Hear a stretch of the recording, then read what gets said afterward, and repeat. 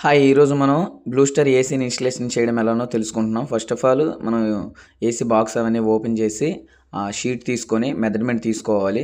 Measurement తీసుకొని piping అవుట్‌లైన్‌కి అవుట్‌డోర్‌కి ఇవ్వడానికి కోసం డ్రిల్ ఏసుకోవాలి.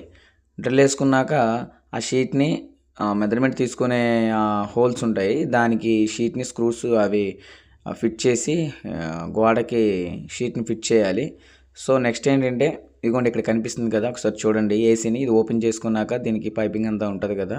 అదే లెవెల్‌గా మనకి ఎటు సైడ్ మార్కింగ్ ఇచ్చుకున్నామో దానికి కావాల్సినట్టు చూసుకోవాలి. నెక్స్ట్ అవుట్‌డోర్‌లో మనం ఫిట్ చేసేటప్పుడు అవుట్‌డోర్‌కి స్టాండ్ పెడితే స్టాండ్ ఉంటది. లేదంటే ఎక్కడైనా పెట్టేయాలంటే పెట్టేయొచ్చు. దానికి ఏమైనా ప్లేస్ స్లేట్స్ ఉంటే హోల్స్ ఏసుకొని మళ్ళీ స్టాండ్‌ని ఫిట్ చేయాలి.